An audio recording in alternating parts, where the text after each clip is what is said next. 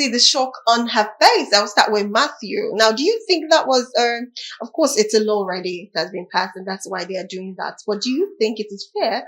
Because I collected 30K and, and I'm asked to pay 450. No, maybe you should chronicle what actually transpired in the proper perspective. It's a breach of promise. I collected transport fare that I was going to come to yours, but I ended up not coming, and you took me to court. And the court is saying you have to pay 450 fine for lying and breach of promise. Without even asking, maybe they asked, but the video was not there. But do you think that ruling was fair enough? No, if the court have actually made a pronouncement, though under Section 50 of the Nigerian Constitution, you are allowed to preside a judgment of court. But if the case is still under litigation, it's prejudice to preempt the outcome of the case. Okay. So based on what you said, that the court already made a pronouncement, I would say the law may be, that is, they need to review that law, because I think what she's made to pay is excessive. Because I don't think there's any justification behind that. So, but if it is still a case before the court and judgment has not been given, I don't want to preempt the outcome of the case. Perhaps what we just heard, maybe the plea of the day, or maybe that the case is still ongoing. So I want to be guided. I want to be sure that the court have actually made a pronouncement before I know what to say about it. Yes, the court made a pronouncement, and that's what happened. So my humble tip is that law should be reviewed. Okay, it should be revealed. Okay, before I ask Femi Chacha, please can we display the number so we can have our viewers be part of the program? It is very important to display the number. So, okay, Femi Chacha, let's look at it. Already the men in the studio are already very excited that the law is fighting for them, because how you collect money, you don't even know if I'm about to take sniper, or if you don't know how I got that money and I sent it because I wanted you to come down. But like I asked initially, do you think it is right? And also, 7 years imprisonment because I did not come to yours. Is that fair enough, to be honest? Well, I think it's a good development. It's a good development in the sense that I am of the opinion that the judge himself has probably been victim of because there is no justification for 400. But however, if that is the law, it means the hand of the judge is tied. Okay. We had a similar situation is it Osun or so in the past? Yeah. Where someone who stole foul got about, I remember. Before the public intervened and it was reviewed by the governor. So if that is the position of the law, the hand of the judge is tied. So the only thing you can do in that circumstance is to review it. So what I would say is this, and my advice is actually to men, guys, because you see, you have to. Some of us had the opportunity to be mentored while we were growing up, and we're not victim of certain circumstances. You see, there's a way that lady could have turned this thing around, and I know many guys that are rotting in jail because of inviting a lady over. Yeah. Yes, factual. So now, going forward, guys, I'm not against you exploring your youthfulness. We term it youthful exuberance. But my point is, always make sure that you have proof of chats.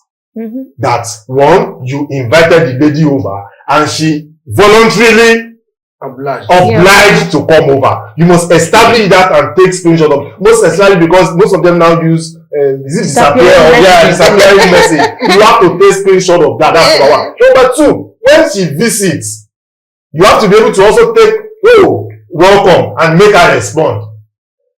You see, I've seen people that after they leave you, they go elsewhere and something happened, and that guy is the one that is come to, that will be picked up because that's the only place she mentioned that she was going. And when she leaves, thanks for coming today.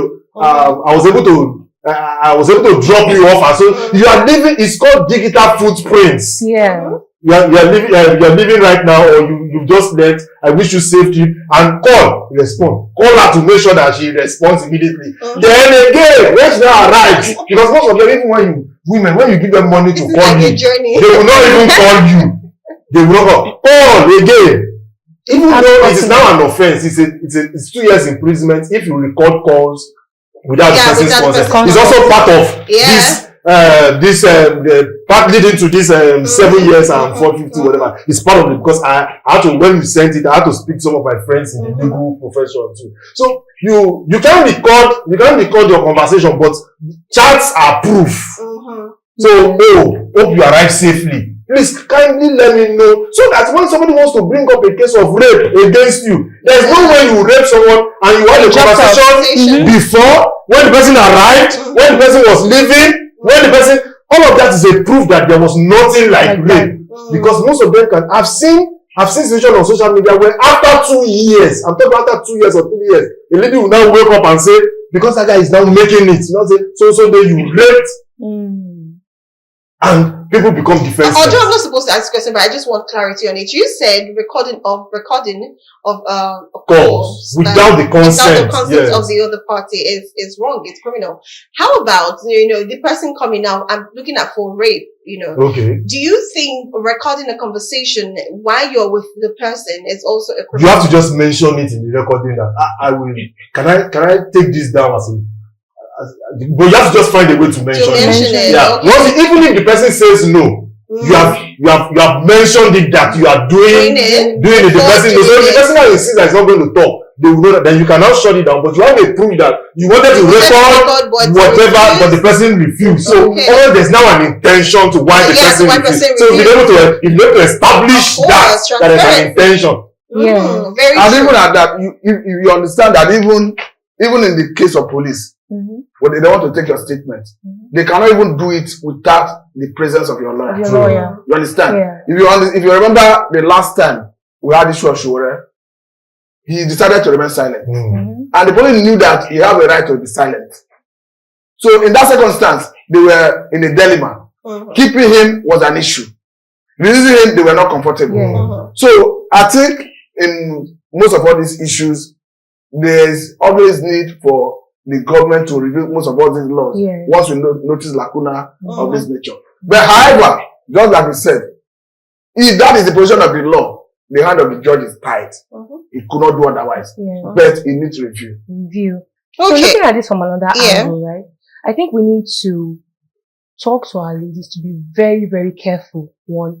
2 is most ladies have taken this as a business. They'll chat with so many guys, tell them, I'm coming to see you and collect money. So this should also serve as to send a message to them. I didn't want to say that's what I advise guys. Because most times when I say things like that, I see my social media. Of course. That's what they do right now. They tell you, okay, I'm coming to see you. I need transport fare. The guy sends the money and they are blocked. So I still feel like, okay, the amount the court asks her to pay is outrageous. It's so much. They should review it. But still, it should send a signal to ladies to stop. They shouldn't do that. Okay, now for proper explanation. Now, under the Nigerian law, collecting transport fare with no intention of visiting can be considered obtaining by false pretense under section 419 of the Criminal Code. 419 of the Criminal Code, which is a crime similar to internet fraud. Now, if you paid the money, you may be able to sue for the return of the fare and compensation for emotional distress. Now, to pursue this, you will need evidence, like you said, like your chat messages, voice notes, proof of agreement to visit. Proof of agreement, that is very important. And messages showing that the person's failure to show up or subsequent blocking of your communication. At that point, you cannot. I heard right here, we saw that, yes, there's going to be a payment for, emotional stress. Then you have to return the fare.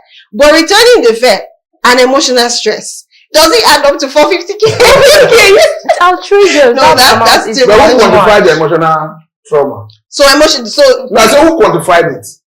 Obviously, there are ways. No, I have a case in court at the moment right now, or even though it's a property issue. But you see, when my lawyer sat down to advise me on what to say and then how to generalize how traumatized, I wasn't traumatized. But when they had to explain to me that this is what definition of trauma, I was looking at it from the medical Okay, aspects. Oh, When she sat me down to explain how traumatized and emotionally damaged I was because of what, say wow, and what I intend to get from, oh wow, I have to agree that I was traumatized.